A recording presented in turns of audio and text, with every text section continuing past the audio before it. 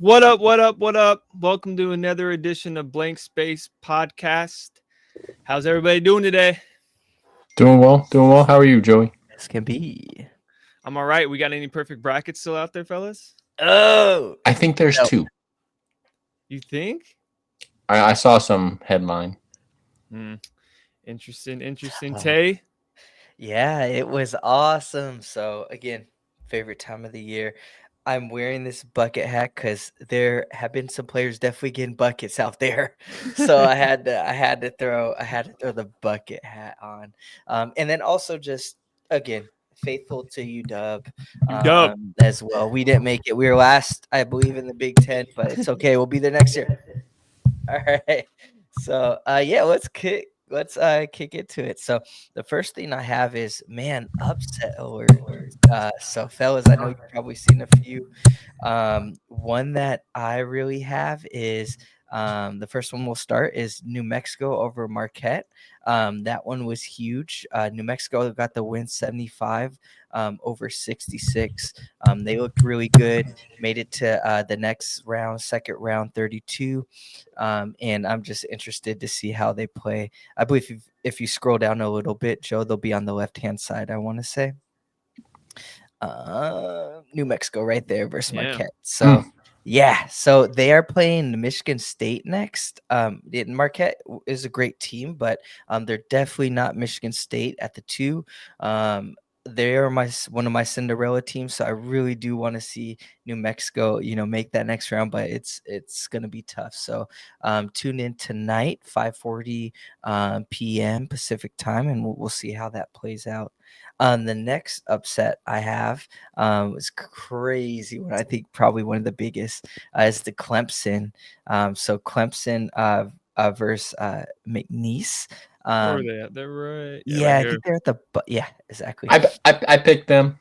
Yeah, Dre was That huge. that's the Dre team was with huge on that them. fucking that what's it? The dude that got the NIL deals. He's going to Yeah, like Amir NC or a State. con. Oh my Yes, gosh. yes. Mm-hmm. That was huge though. I that was fun. That was fun. So watching Clemson just get bounced, at number 5 was cool. They went to Purdue, and I actually thought McNeese was going to get the win because they were just hot. And Purdue seemed very shaky for me this year. But they have that big guy, and he's pretty well. So Purdue got the win. Now they're going to be playing Houston, which I think they're going to get punked.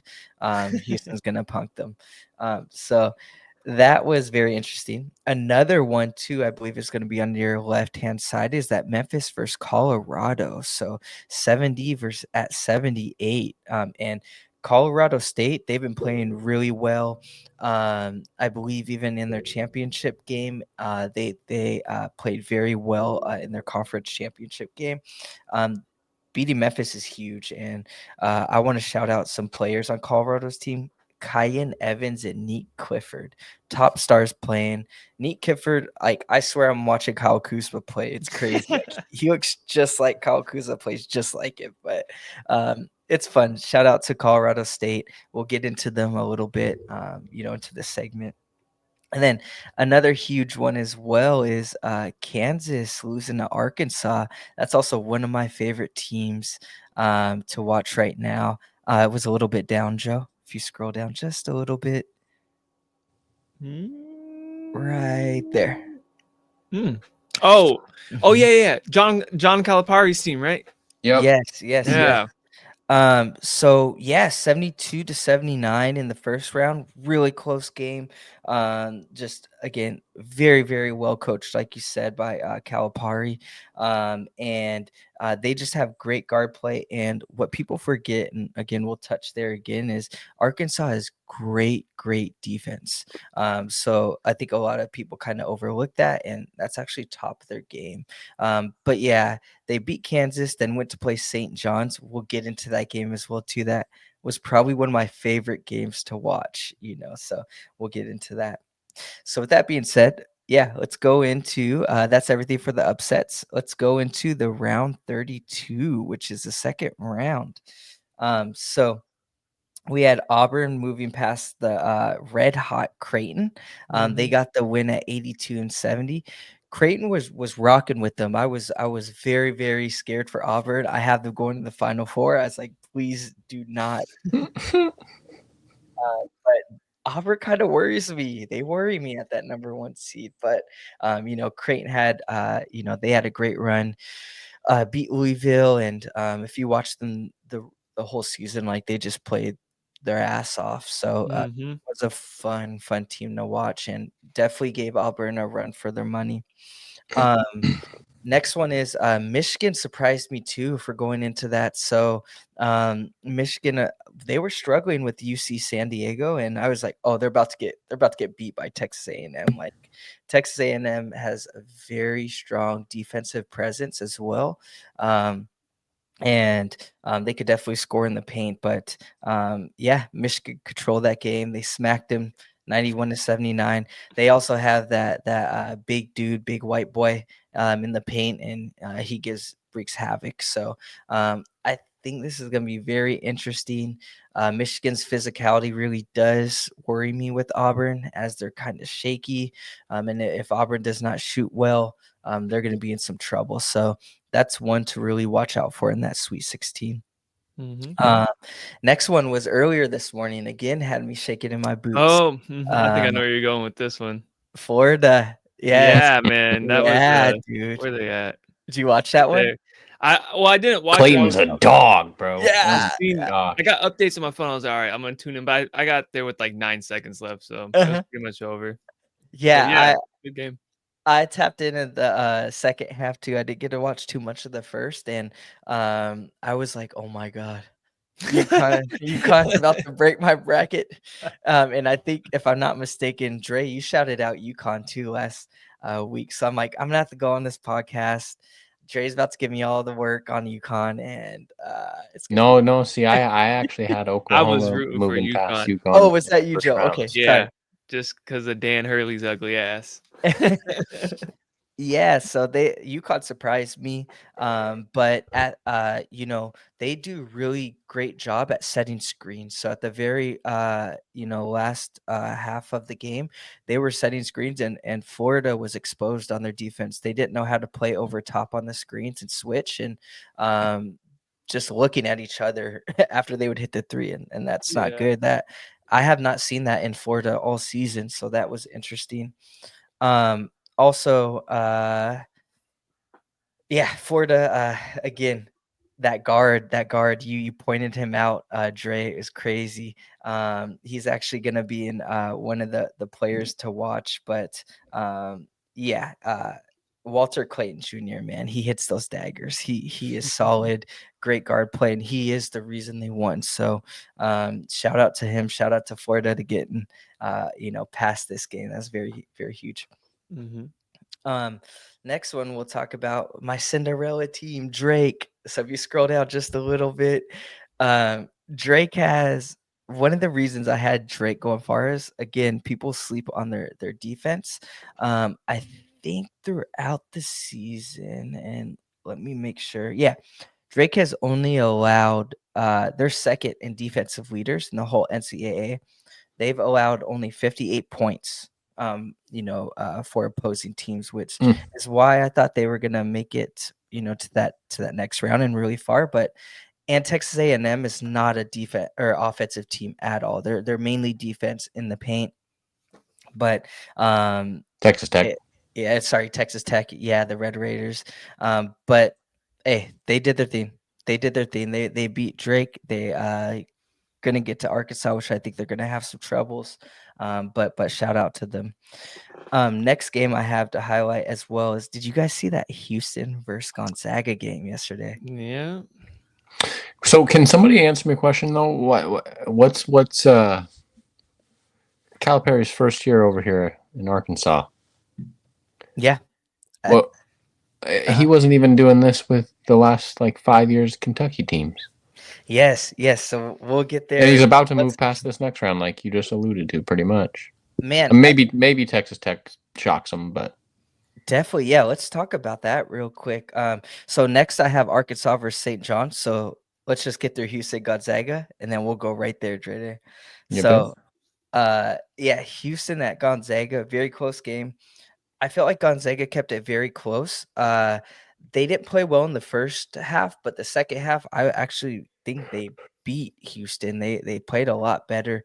But Houston's LJ Cryer, I don't know if you guys watched that guy play, but he actually had a season high of 30 points, 2 clutch free throws at the very end that really won them the game. And this just shows that Houston's speed is was just way too much for the Zags, and that shows like yes, they have or Gonzaga has had a lot of success controlling the game, slowing the speed down, and making sure they play the pace of their game. But when you play a team like Houston and they're just electric, running back and forth, fast breaks, 3 points, that slow ball game is fun until it's not, and you have to actually catch up. You know, and also Houston is leading the NCAA in defense, so they're the number one defensive team. They've only allowed 58 points for a team, to score a opposing team. So they actually Gonzaga actually exceeded that at 76. So I was very surprised at that. But yes, let's go to that Arkansas and St. John's. So Where is that one at? At the bottom. yeah. That was on last night, wasn't it? Yeah, Yeah. that was on yesterday. 75 to 66, but that score does not show the actual game. It was a lot closer than that. So going into this, Calipari and Rick Pitino, huge, Kentucky guys, right? One was at Louisville, one was at, the Wildcats at Kentucky, and this is actually the tiebreaker for them. So I believe they went like 2-2, I want to say, or I may be messing up. Might be 1-1, but this was the tiebreaker. To see who is the better coach, right? And going into this, everybody was like Rick Pitino. The odds were favorited on his side. They have the best team at number 2. Like Arkansas had a great season. They did good getting past the first round, but they are going to get their ass kicked, versus St. John's. And I'm a huge fan of Calipari and just what he's doing in Arkansas. I believe he has like the number 2 or 3 recruit point guard actually going there next season. So I'm very excited for that. The man's great at recruiting, probably if not the best. So, Dre, to answer your question, that's number 1. He finds those players that not much people are looking at that are stars, and we all know he's done that at Kentucky as well too. So his recruiting, I think, really keeps him up there. And then number 2 is defense. Arkansas's defense is very, very, very, very good. So they held St. John to 28% in the field goal. So 28%, you can't you can't win off 28%. Yeah. Also 9% from the arc. Granted, St. John's is not a 3-ball or a shooting team at all. They are they really rely on their star Ejiofor to really get in that paint and score consistently for them. He had 24 points, but that all really came in the second half. So I think Calipari came in. Their defensive strategy was shut the paint down, let St. John's really try to score on us, and they did just that. And you guys could see their shooting was horrible. Also, one thing I want to say too and call is refs. If you're listening to this, you guys can't call as much fouls, bro. Like in the March Madness, bro. They had like 2. Both teams had 2 stars that fouled out.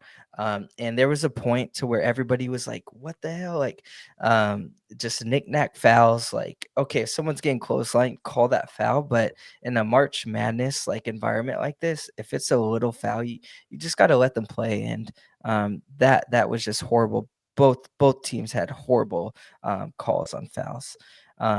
So good job, Arkansas. Held them defensively. You really exposed them. St. John's, could not shoot on them. And that's kind of, the hype around that Dre Day. Do you guys want to add anything to that one? No, yeah, like I was gonna say, Tennessee.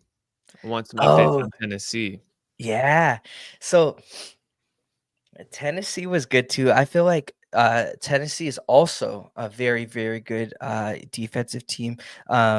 They're kind of like St. John's, where they're not much of a high shooting team, but they actually are shooting very well this, this March Madness tournament. And I honestly am not the biggest fan of UCLA. I didn't think UCLA like. I knew they were going to get past Utah State, but I was never really a fan of UCLA. So I think this is Tennessee should have won this game. Like they should have won this game by that much. They're going to be playing Kentucky or Illinois. I think Kentucky's going to get the win. So I honestly think Kentucky's going to win that game per se. They have a really good forward slash center over in Kentucky that is a star. But Tennessee plays hard nosed defense. And I think that's a sediment to why they're, a top seed and favored in the tournament. Yeah. What about so do you think what was your predictions for the final? Yeah, so the Florida and Duke, final. right? No, I had wait, pull it up real quick. Florida, Houston. I had Auburn, which is shaky, really worries me. I have Alabama, and then I have Florida versus Alabama and Houston versus Florida versus Auburn, and then Houston versus Alabama. Yeah. You don't even have Duke making it. No, I have Interesting. And the reason why is because, and we'll get into that too, but I didn't think Cooper Flag was as healthy as he is. Yeah. That's the only He reason. wasn't not gonna play, bro. I know, but like it's an ankle injury, and for anyone that has played basketball in their life, like Yeah. when you have an ankle injury, bro, like it's tough. It's tough. It's tough to cut. It's tough to play, explosive ball like Coop does. And I think they were really overplaying his ankle injury. He's fine. Yeah. Maybe that was part of their plan. Okay, so we'll just segue into a few of the upcoming games. So we have right now, as we're speaking, Duke versus Baylor.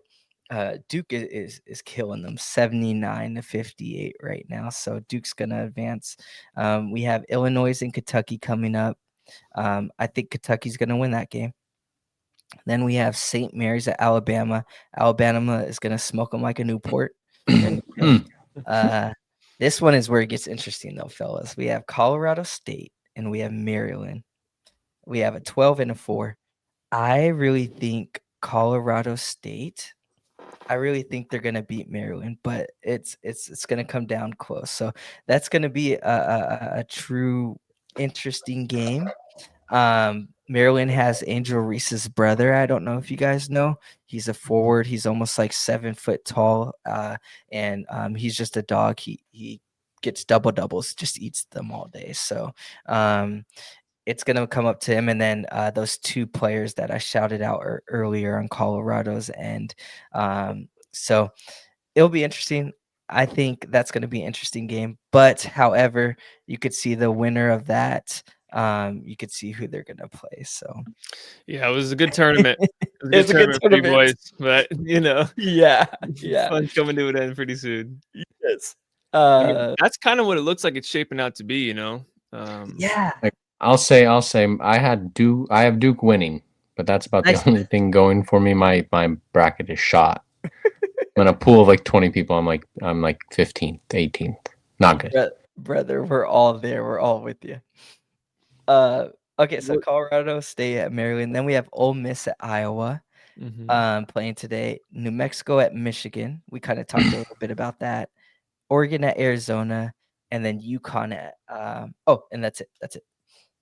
So yeah, that are the upcoming games. Was that BYU Wisconsin game pretty dope too? That one was interesting. I had BYU winning actually with that one because of their shooting, BYU's crazy. They've always been a shooting team, and they really rely on the Some three. would And say notorious. yeah, All and we can do. yeah, for real. And Wisconsin, they're just a slower team. Like they've been like that too. Just slow bigs, control the pace, and yeah, I think BYU was just a little too fast for them. Mhm.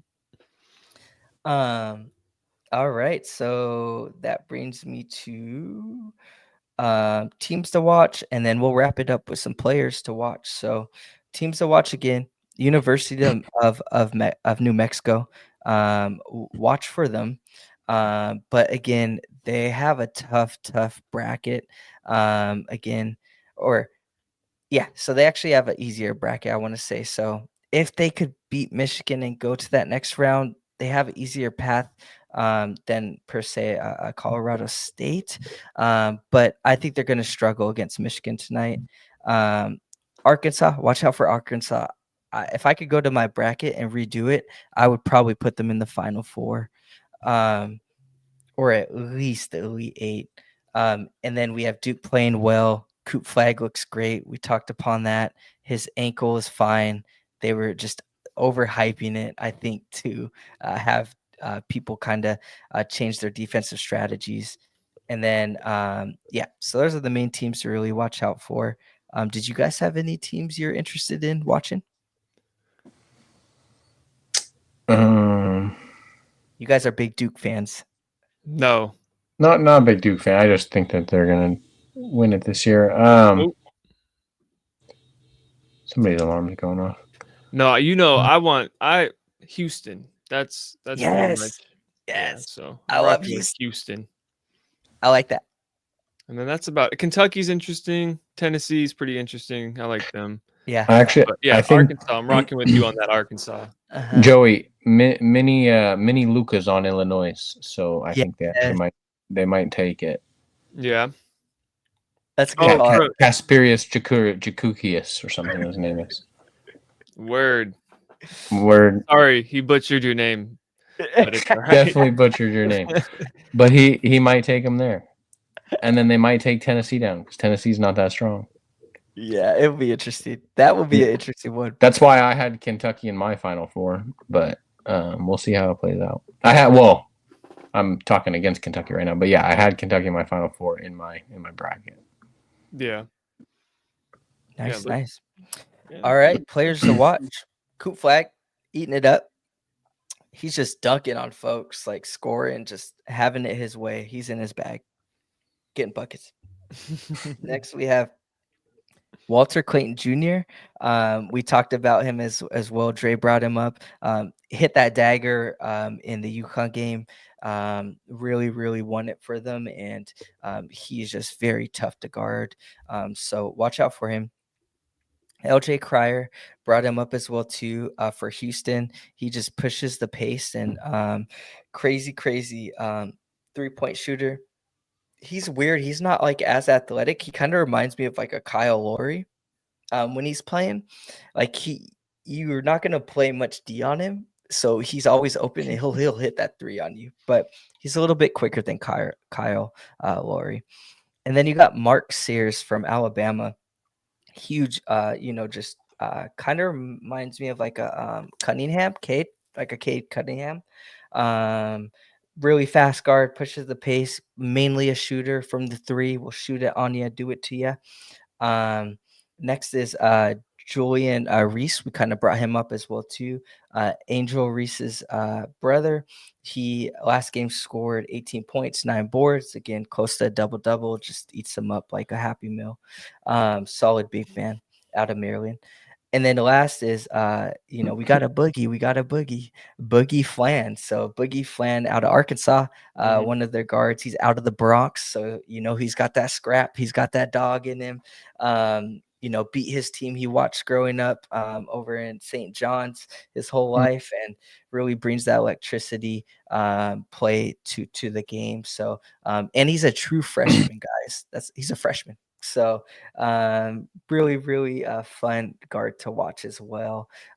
Those are some top players to watch. And that finishes my segment with March Madness, baby.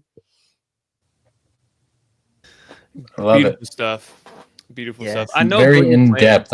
Yeah. I would have just went over my bracket, so I'm telling you guys, like, this is my favorite time of the year. And then I guess one thing to add is Adam Silver, take some fucking notes. Like, I love watching this more than NBA playoffs. Like, people watching this may like be like, "What? You're crazy." But I was talking to one of the homies, is like, one is like, these guys are playing to get to the league. These guys are playing to get to the league, get their name out there, get the exposure. And they're at that age where they want to play their hearts out every play. They're diving, every play they're shooting, every play they're just their blood, sweat, and tears into the game, right? And I feel like the NBA's really got away from that. Like, like these guys are just so comfortable. I mean, just watching the playoffs, you know, it's just boring. It's boring. So I really, Adam Silver, find some type of way to make it like March Madness.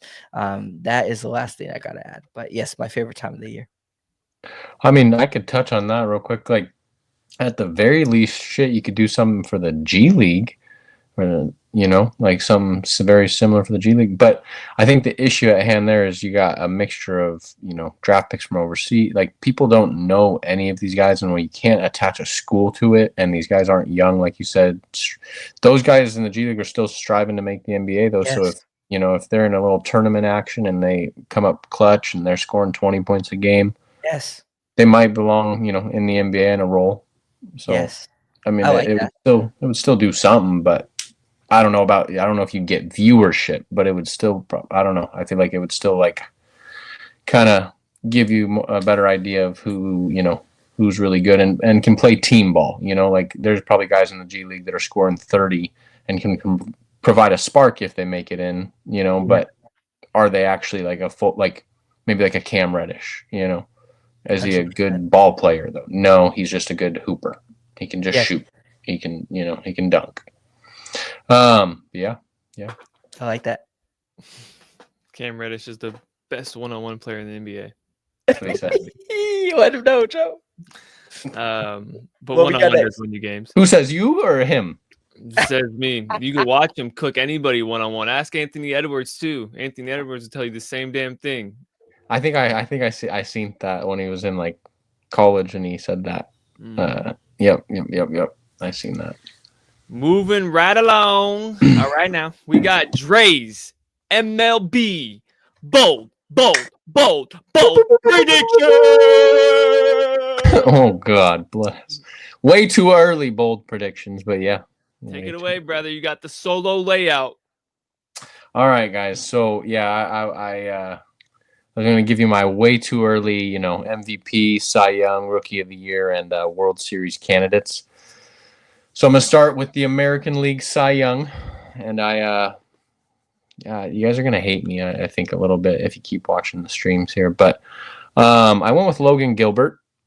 I was just kind of looking around the American League, and I don't see a better situation for a pitcher. I see a strong year from the Mariners. They didn't do a lot.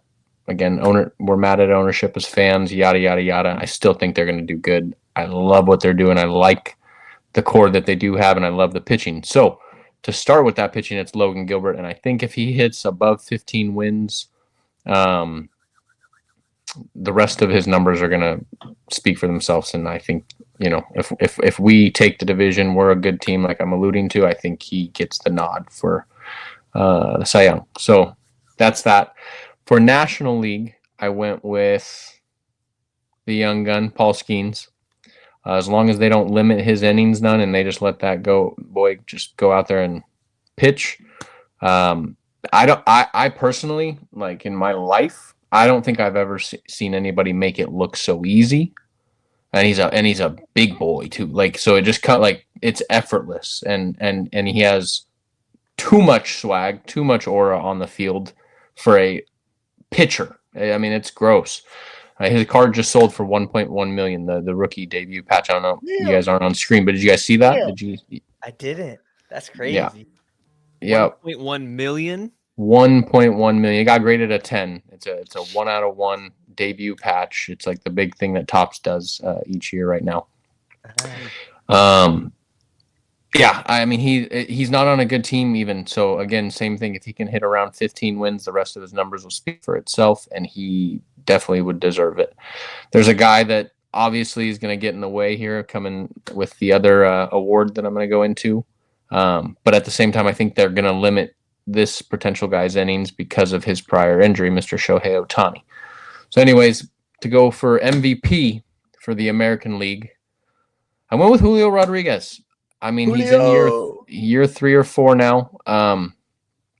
He's hit his little dips already. I think if he comes out and just he has his good moments throughout the year. I feel like if he doesn't have his low moments at all and he just comes out the gate hot and continues to succeed from there, his numbers, he's going to be a 40-40 guy, like 40 homers, 40 stolen bases. If he does that, hits around 285 to 310 as far as a batting average with about 100 RBIs, no doubt in my mind he wins MVP. Again, especially alluding to the fact that I think we're going to be good.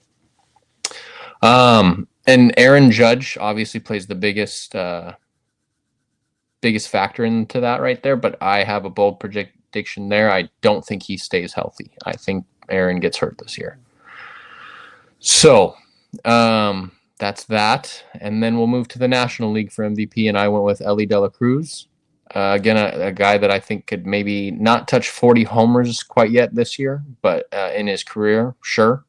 But if he hits around 24 to 32 homers and then steals, I think he's going to steal about 60 to 75 stolen bases. He needs to bring his average up, strike out a little bit less. That's a big thing. But if he does that, I think just, again, those are just godly numbers. I think he does it. Again, Shohei gets in the way of all of that, but I'm just sick and tired of him winning. It's not fair. He's going to win it every year if he pitches and hits, or when he's just been hitting the last year, he freaking knocked in like 50, 60 homers. It's gross. He's gross, but like we're going to try and, not pick him, right? So that's that.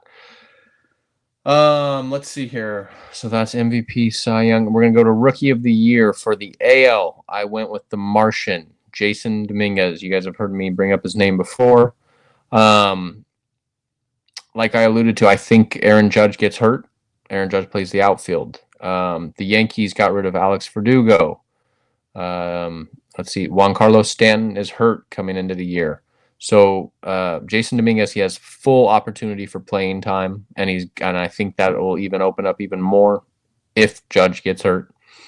And I mean at Yankee Stadium, he's gonna mash. He's gonna hit about 25, 30 homers. And he just has to stay healthy. That's been a big thing so far for him, but I think this is his year. This is his time. So I think he stays healthy. For the National League, we'll move to the National League. I'm going to go with Dylan Cruz for the Nationals. He was a top draft pick not but a year or two ago, and he's already making it onto the scene. I think he's got all the tools.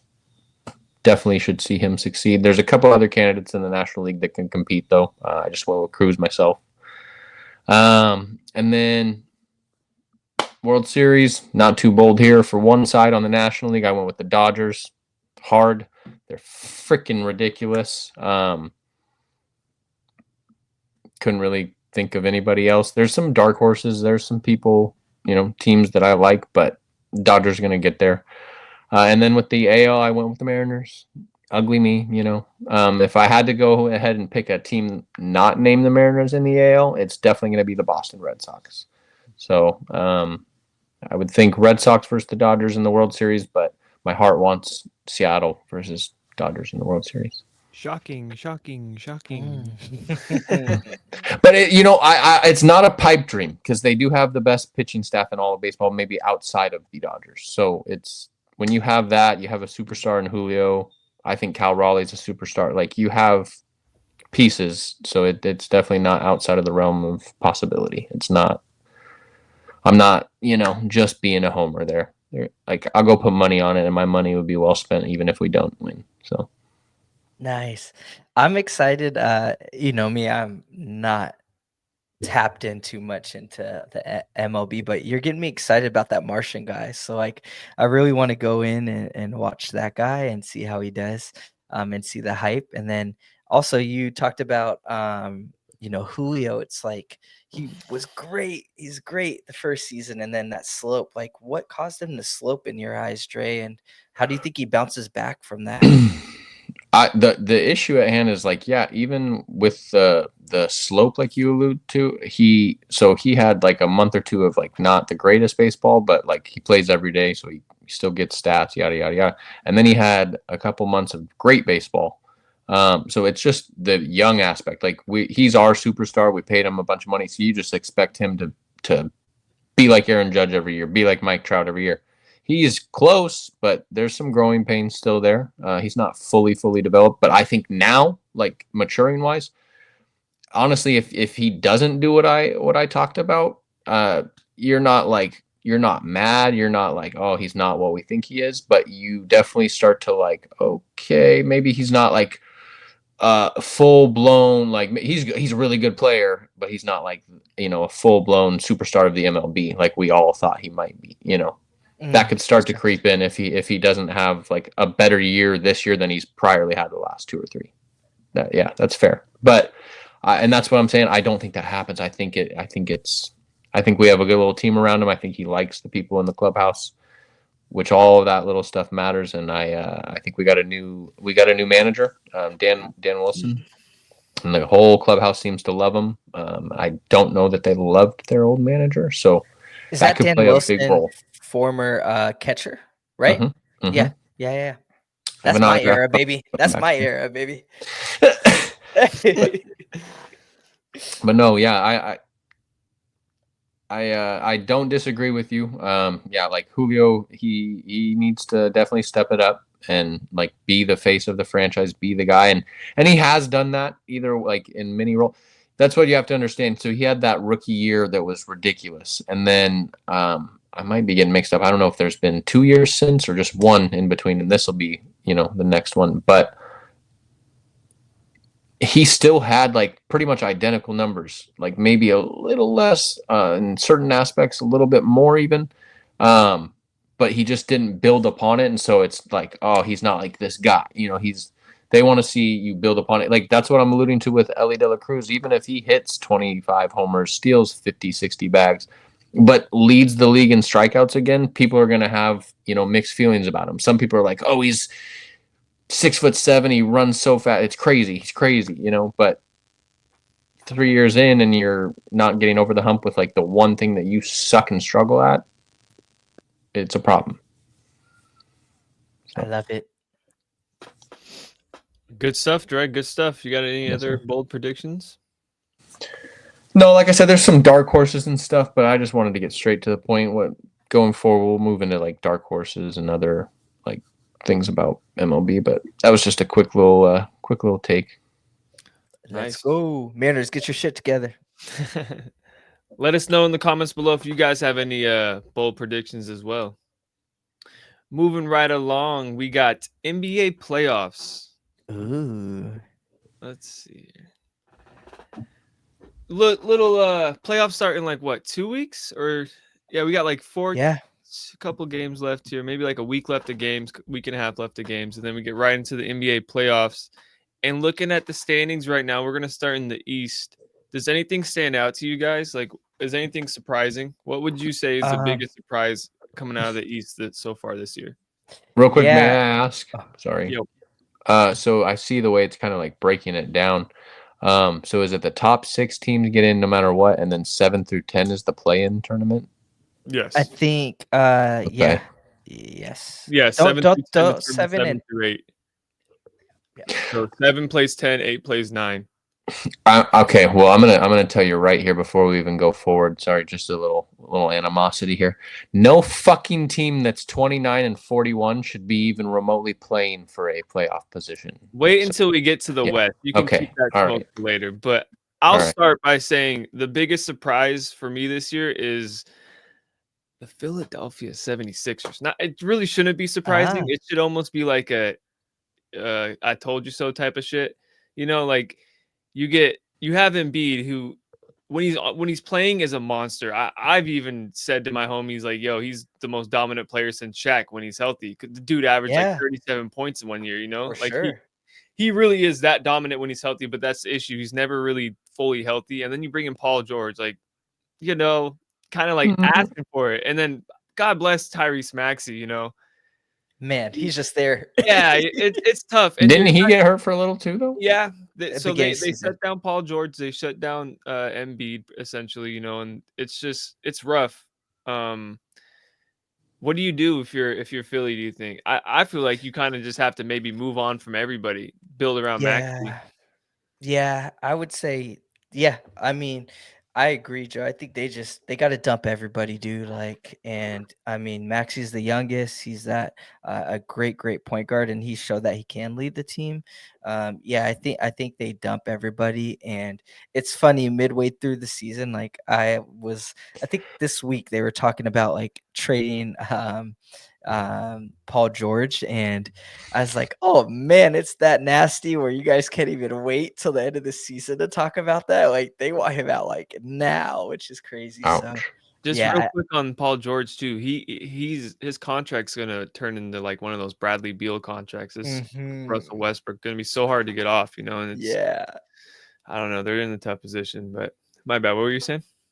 No, I just agree with you. I think they need to it's a rebuilding. It's rebuilding years. What do you think? What do you think is the most surprising? What surprises you about the standings so far this year?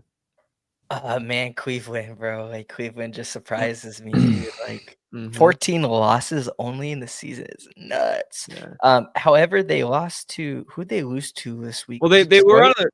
a 3-game losing streak recently. Yeah, I was gonna say Detroit. Detroit beat them last week, and I was surprised by that. Dude, Cade Cunningham is a dog. Yeah. Cade's nice, bro. Yeah. Yeah, so I think that showed like some light in Detroit. So I was like, that's pretty cool. That surprised me, and that showed me that Cleveland is vulnerable, which we have not seen all season. So that was my probably biggest surprise. And I think we're all in agreement. Just so let's touch on the Detroit Pistons real quick. That's a really big surprise. Like the coaching staff over there is like teaching them the right way, but also letting them be themselves. Like Isaiah Stewart is Isaiah Stewart. He's gonna do what he's got to do. But that team's scrappy. Kate, like you said, Dre, Cade Cunningham is a monster, and he's showing why he was the #1 overall pick. They kind of all have their roles, which is like, I mean, it's been the kind of this. Excuse my French, but this shitty team the last few years, but they've learned their roles. They're playing their roles, and Cade's healthy, and you have a superstar there. So, yeah, well, yeah, I know, but for the last decade, yeah, even built the right way, yeah. Most of this team's probably been together for the last year or two, for the most part, except for like a few people that salary dumps that haven't gotten released, but no, a team that if I can speak here real quick, sorry. I don't know why, but like on Facebook, I follow the Chicago Bulls. It's from like a long time ago, maybe because it was like Zach LaVine. Yeah, I think that might have been it. Hometown hero or something. I think Nate Robb played there too at some point. Yeah. So I think that might have been why. But yeah, so I get a lot of highlights, and Giddey's playing, Bazzulla's, Matisse. They have a nice little squad. Who did they get back for LaVine? Nobody. In that trade, that 3-team trade, nothing. Draft picks. Oh, well, Kobe White finally living up to some type of potential. Like he's not like the guy, but. And then I love Orlando. They're not the greatest team, but Paolo gives them a chance if they sneak in. So, yeah. And then you guys. Sorry, go ahead. I was just saying the bottom half of the West or the East is dog water, though. Like, yeah, the Sixers are a surprise, but not really because of health. Toronto, you feel like Toronto, even with getting rid of their guys with RJ and all that, you feel like they could be in that 7 through 10 bracket right there. But the rest of it looks like it should for the most part. Yeah. The East is pretty much locked up at this point. I wanted to ask you. Fall out. Yeah. Definitely close. I wanted Just to ask you guys though, on the topic of East, like, how do you guys feel about the Hawks, like, and Trey Young? Like, they just seem like they're middle of the pack every year. Like, they're there, but they're not. They're there the first round, maybe the second round. Like, do you guys think it's time for Trey to move on, or for Atlanta to move on from Trey? Go ahead, Joe. Yeah, I feel like it's been time, but every time we've kind of thought it was time, they've pivoted the other way, right? Like, oh, we're going to trade away 1B, and then still build around Trey. But I think Atlanta's just, they're content with they don't want to go back to being in dog shit. But at one point, they were just a regular season team. I do like Trey Young. I don't think I don't know. I think he should leave, but I don't really know where he would. Maybe if Dame ends up leaving Milwaukee. I don't know. It's just so hard to kind of place Trey somewhere. Maybe Orlando with Paulo. That'd be pretty fun. I like that. Yeah. But yeah, I don't like the Hawks. My bad, Dre. Go ahead.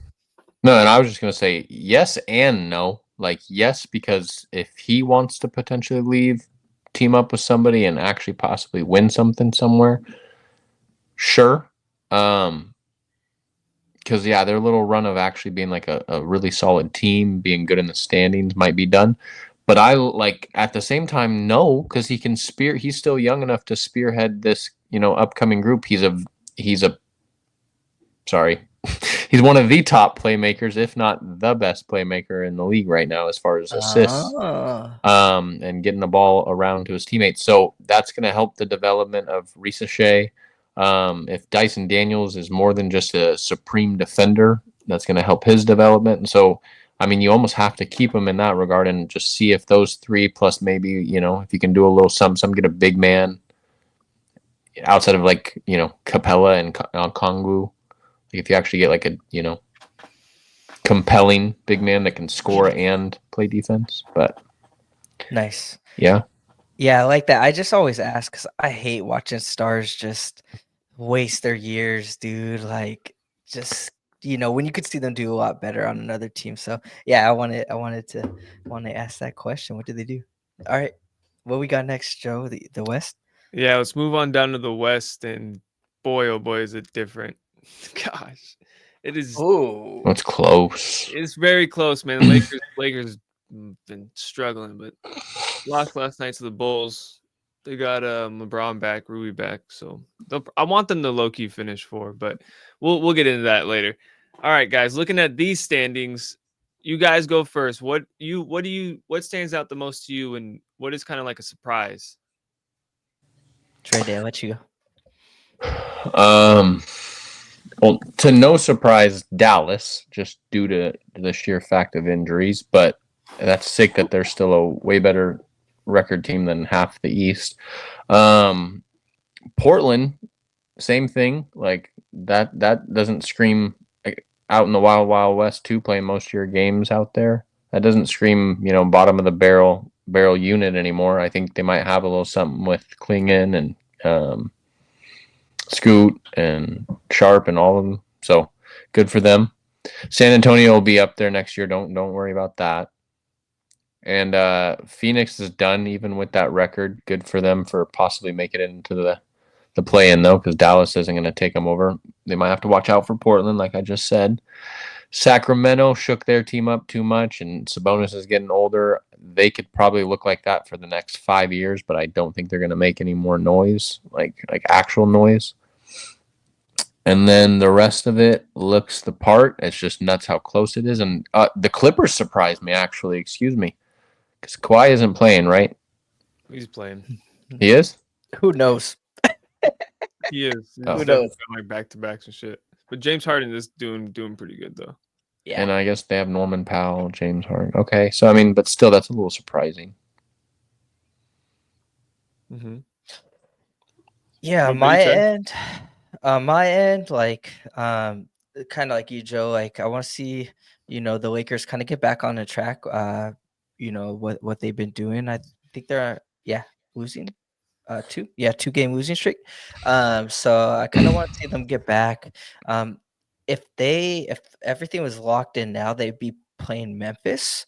in the first round, and I wouldn't be too mad at that. I think they would get 4-0. They would sweep. Bring out the broom. Yeah. Bring out So the like broom. if they like lock in at 4, I'm not mad at all. So that really kind of not surprised me, but something that pops out. OKC, like huge fucking lead, like 58 wins, 12 losses, like good job, great season for them. Like that's something that stands out. And then two others, and you can't be talking shit to Obama if you are in the 8th seed right now at 41, at 31 with a 5.69 percentage. Come on, get your stuff together. You're supposed to be that next face of the league. I want to see you at least in between that 3 to 5. Granted, you don't have the best team, but if you're a leader, we've seen LeBron do it. We've seen Kobe do it. We've seen MJ do it, where he leads his team. I want to see Ant step more into that leadership role and pull his team up. So that's one thing that really pops out. And then KD, Bradley Beal, and Book, get your shit together, man. Like you guys have 3 of the top players in the league, all all-stars, Olympians at some point. Like you guys need to get your shit together. Like 34 wins, 37 losses below 500. Like that's unacceptable. Like if I was the owner of that team, like I'd get them all out except Bradley Beal because I signed that dumbass contract. Yeah. But so that's one thing that really pops out to me. However, you're lucky they do this play in, because if you do get a play in, I think if it locks right now, they would be playing the Kings right now, which I think would be tough. But I think if they play their cards right and KD comes to play off KD, I think they could get to that next round, and that would be between the Clippers and Timberwolves, and they might just be able to play in. But again, like Minnesota, Ant, and KD, Phoenix, and all those others over there, get your shit together. That's the thing that stand out to me. I would say Minnesota's taken over that 6th spot if Golden State didn't make the move for Jimmy Butler. Yeah, they were just playing like, win 2, lose 1, win 1, lose 1, win 2, lose 1. But they got Jimmy. They went on a nice little stretch, put them right there in the thick of things, and now they're the 6th seed. So, and that just shows like their organization, though. Like they have a great organization, to make those moves. Sorry, Joe, what were you gonna say? Steph did just get hurt, so that is something to keep in mind. Yeah, that's right. I seen that. Knocked the fuck out of his back. But yeah, I would say same with you, Tay. How I feel about the Lakers. I wouldn't mind if they kind of stand pat and finish 4. So they play Memphis. Just get LeBron there healthy. Let him get warmed up again. Denver. I'm not too worried about Denver come playoff time, but we'll talk about that in a little bit. I would say the surprises for me would be the Clippers, because just the health history of Harden and Kawhi together. I just was never a believer in it. And Paul George left, but Norman Powell, I guess, is an all-star, so sue me. Portland, Dre, like I would say, let me just scroll up real quick. Portland, jeez, Portland's like Portland would be the 9th seed in the East, so yeah, massive strides they've made in the last couple of years. The Spurs, I think they need to be investigated because yeah, that's some bullshit. All right, if they end up getting any of these young superstars, like I'm gonna be so pissed. It's just irritating, but we'll see. As long as LeBron's in the league, we're good. All right, Laker fans, don't worry about it. You're all right. Pop comes back next year. They get a solid another draft pick next year. Wemby comes back healthy, and Castle is on the 2nd-year stretch. So it might be just the plan on the up and up for the Spurs. I would say something to keep an eye out for is Zion this summer, because the Pelicans are just so fucking bad. They're looking to rebuild, and I don't know if they really believe in Zion. So maybe post LeBron have a Luka Zion pairing. That'd be pretty cool. But have you guys been to NOLA? Have you guys been to NOLA? No, I do understand that it's hard not to eat there though. So. Exactly. They need to get that man out of that city like now. Right. Get him to LA where he can eat some fucking vegan, some vegan food or whatever. But you'll never know.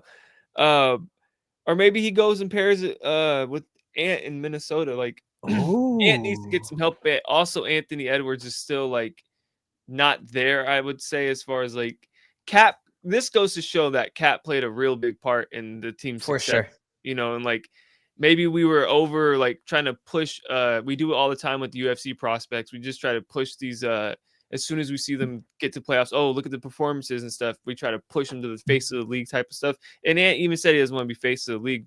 I just think that he needs that 1B, but he needs like the 1B and not be Julius Randle or Rudy Gobert. Yeah. So everybody needs a 1B, and that's honestly the way to build your team in today's NBA is to have just 2 superstars, not this 3-peat model as you see in Phoenix, especially with fucking Bradley Beal. Like there was really quick. Would you rather have Austin Reeves or Bradley Beal? Like right now or like before everything? I mean, Bradley Beal when he was on the Wizards, Bradley Beal. Yeah. Right. But now, yeah. Yeah. I don't know. As a third star. Yeah. Like right now? Now. Reeves. I bet you Braun knows if there's got to be something going on over there. But I bet Braun knows if you swapped out Reeves for Beal, Beal would give you over 20 a night. Guaranteed. No. He'd be that. Bradley Beal can't move. Bradley Beal's washed.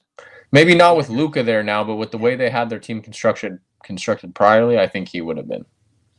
I would take Reeves because I would not want Bradley Beal at all. I wouldn't touch him with a 10-foot pole. Reeves pushes the floor a lot faster. So if I was building a team, I want that fast pace.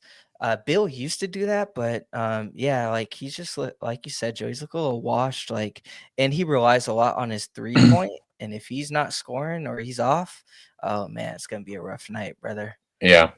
I feel and then let's segue into the NFL playoff segment real quick. Ooh. Just going forward, we'll just say forget Dallas, Portland, San Antonio, etc. We'll do predictions for coming out of the play-in. It'll be if it ended right now, it'll be LA toss up between we'll do Dallas and Phoenix just in case Dallas creeps in there because AD's coming back, and then Minnesota versus Sacramento. So who do you guys have finishing 1 through 8? Like what would it Oklahoma City's obviously locked in at 1, Houston, Denver, LA, Memphis, Golden State, and then who out of the 4 play-in teams, who do you guys have making it? Phoenix beats the Clippers and Minnesota beats the Kings. So you have Phoenix and Minnesota? Yeah. Okay. I agree. I think I'll go Phoenix and Minnesota as well too. And then that would set up a Oklahoma City Thunder versus Phoenix first round matchup. KD goes back to OKC. That's interesting. Then you would get Houston versus Minnesota, Denver versus Golden State, and I think Denver loses that series. Oh, really? You think I could see that though? But yeah, dude, I'm telling you, Denver is when I saw they almost fucking lost to Bronny James and friends that night, I was like, holy hell! Like, yeah, it's like we're not. I don't know, but they do get it done come playoff time, and Jokic is a monster. So yeah, and he was out that game, right? If I'm not mistaken, Jokic was out during that. No, they played that game. Oh, he was playing. Yeah, he sat out the game when they went to LA. Okay, yeah, dang. Because even the Lakers has played fucking 8 games in 6 nights. It seems like. For real. No, it was 6 games in 8 nights or something. But yeah, I could not keep up. Yeah, and then I think Golden State just with the addition of Jimmy, and if Steph can get back to being a little healthy, come playoff time, then I think that they do beat Denver, and obviously Memphis versus the Lakers. I think the Lakers will win. I just think Memphis is just such they're just not exciting. So like when I watch Memphis too, and like I'm a huge huge Ja Morant fan. Like I love watching Ja Morant. But like this year for some reason, bro, like when he's playing and it's his opportunity, like there's 10 seconds left, you're down by 2 or it's tied, like he's looking for someone to pass the ball to. Yeah. And like I just find that so weird and like it's either one or two things. It's one, it's your confidence. You don't think that you can make that last shot or that you can get your team to that next level, or two, it's like you're injured and you're not talking about it, so it's one of those two, and it's just like you said, they're very shaky. And then to play off that too is like you got what's Jackson Jr. You got Yeah. taking the ball down like all the way Yeah. down full Desmond court, like Bane, Desmond Bain, like no, bro, Zach Edey. That he yeah, could give the Lakers some fits though, for being honest. But yeah. I want to get your opinion real quick on this. Sorry to cut you. Jackson No, no Hayes. worries. I love Jackson Hayes. Like even when he was in the Pelicans, bro, like he's like just I love Energetic. energetic. I love energetic players that run that floor. They hustle. Like you could toss the lob to them. Like I love that. Like, and I think that's why I love NCAA March Madness is because like that's exactly what you're getting. Like every Mhm. running the floor, So I to answer your question, I love him. I love him. Yeah. Cool. What do you think? How do you think this is going to pan out? What do you think? Who do you think? Give me your Western Conference Finals and your Eastern Conference Finals let's do Western Conference first. Hmm. I don't know. I think we lost Dre here, so it's just us two real quick. Okay. I'm gonna go Lakers. Like not just because like they're our team, Joe, or like I love them and I'm a huge LeBron fan as well. But I legitimately think that pair with Luca and like they're just playing at a much higher speed and a lot more velocity. So A lot I'm more gonna go swagger too, swag. They got that Like, confidence back, gosh, baby. man. You And they know, did just get smoked by the Bulls last night, but I'm telling you, it's just first it's game back for fatigue. LeBron and Rui, man. Welcome back, Yeah, Rui. So it's just fatigue. yeah, I'm with you on So that, brother. I'm gonna go LA, and then I know you're not gonna like this one, but I'm gonna go Oklahoma, bro. Like I know they're young. I know they're like, playoffs is way different than the regular season, but like I don't know. It's hard to look at that 58-12 record and like just watch how they're playing team ball and watch how clutch they are and how they're playing on the other side defensively too. It's hard for me not to put them in the Western Conference Finals. Be curious who you got. I agree with you. Like I'm not necessarily like I just think the Lakers can beat OKC. I don't necessarily think OKC doesn't have what it takes to get to the finals, let alone the Western Conference Finals. I think they can breeze through any of these teams. Like looking at it right now, I think Houston's too young. Too young. Denver doesn't have what it takes, and they're kind of a thing. They need to retool a little bit this Yeah. offseason, Yeah. Memphis, they just don't have what it takes either, like you said, Ja Morant is a little bit of a he's more of Hesitant. he's more of a doesn't really get it, but playoff time he is a monster. I think Golden State is his team to keep an eye on, if we're being honest. I For really sure. do. For sure. But any of the play-in teams, I don't think you have a chance. Dallas, fuck out of here. But yeah, I think LA, OKC, if we're being completely honest, and I would take that to the bank. What about I you, like Dre? that. We lost you there for a second, brother. Welcome back. Sorry. Like I had heard the last little bit there. Yeah, We were just talking about only give us Western Conference Finals, and then we're gonna move on to the East. Your I prediction. don't know how it shakes out because I as far as like the bracketology of it, but I would say just as far as like the two teams that should be there, OKC versus the Lakers. Yeah. Cool. And then anything else you want to? Would you? Are you in agreement that Golden? You wouldn't be surprised if Golden State like shocks one of either the Lakers or OKC if they get matched up. No, I mean they have the pedigree and you have Steph Curry, so sure, but I don't think they're. I mean, I don't watch enough basketball to be brutally honest, but I know all my stuff. They're not deep enough, in my opinion, outside of Jimmy and Steph. So I don't think that they hurt any of those teams. All right. And then what about Houston? Any takes on Houston?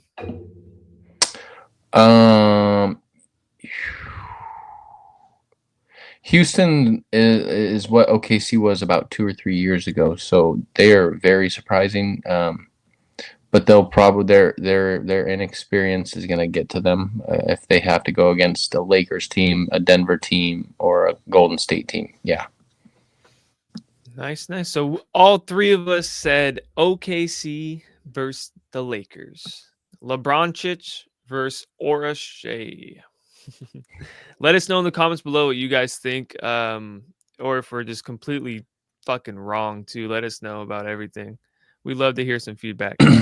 And then we are going to be moving on to the Eastern Conference Finals. And why don't we start with you, Dre, this time since you missed out on that entire segment? Let's start with what do you think's coming out of the East or Eastern Conference Finals? Well, it'll be Cleveland.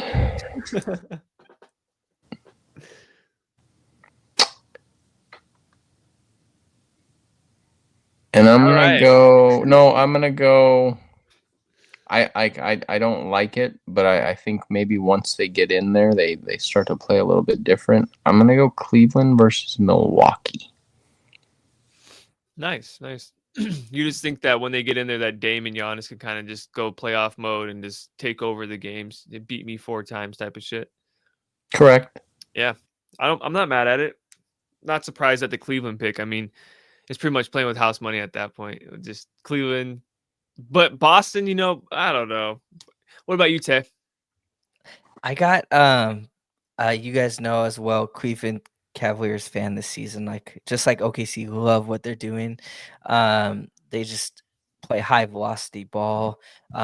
Also great defenders as well too. So I'm gonna go Cleveland, and then I'm gonna go Boston. Like I just think you can't count them out. Like defending champs, they got one of the best players in the league at Jason Tatum, and he has his Robin with Jalen right next to him. So I'm gonna go Cleveland and Boston. I'm looking at all these other teams, and I don't think they can. They can't mess with Boston or Cleveland. New York Knicks, they're nice, but I just don't think they have that firepower. Cat's still kind of getting acquainted. Indiana, they're just boring to watch. Like they're just like flatline. Like they're always just average, like right there. Milwaukee, again, like Milwaukee just scares me, like so inconsistent. I love Giannis. Like I want Giannis to be like the face of the league when LeBron goes, but like man, the inconsistency just kills me. And then yeah, Detroit below. They don't have enough to mess with Boston or Cleveland. Yep. I would I'm gonna go Boston and New York. I don't know if talk about New York a lot. Yeah, I don't know if it'll play out that way, just like the way matchup wise or whatever. But that's what I want to see, because I think I mean it would be pretty cool if we do get a Lakers Cleveland finals. LeBron denying Cleveland a chance to win a championship. Just I don't know, it'd be pretty cool. Obviously, Dan Gilbert. Yeah, right. Obviously, Boston Lakers. That's how you're gonna get the most views. But maybe not even that. Lakers Cleveland wouldn't be bad. But New York Boston. I want to see that. I actually do think New York, when they're fully healthy, if Tibbs isn't running everybody 48 minutes a night, like what the hell are we doing? He did not learn from running Derrick Rose to the ground. He's gonna do it to everybody. It hurts, bro. And obviously because of everything that's been going on with Cat, I just want to see them do good. Cleveland, okay, I'll go back a little bit. Cleveland, Boston, let's let them just fight to the death, and then just let New York sneak in there some way, somehow, So I like it. Yeah, I agree. Indiana, I don't like them. Indiana, no. What were you gonna say, Tay? My bad. Oh, I was gonna say, kind of chime in on New York. You were talking about is I just love how they play the 2-3 defense in the NBA. Like I'm a huge fan of zone defense. So yeah, just wanted to chime in. Go ahead, brother. They're big too. Like they have they have like so many. What is it? OG, Mikal Bridges, Josh Hart, Cat, Jalen, Mitchell Robinson just came back a little. He needs to stay healthy too, so they can rotate that. But yeah, I think that when they're healthy and hitting, Jalen Brunson's a dog. I know you're not the biggest fan, Dre, but that dude's a fucking monster. He every time he fucking plays the Lakers, dude fucking goes crazy. So, and he's a lefty. How can you not like a lefty, bro? Yeah. That's disrespectful. What about you, Dre? Any thoughts on give me your thoughts on the Knicks and why you don't think that they're gonna make it?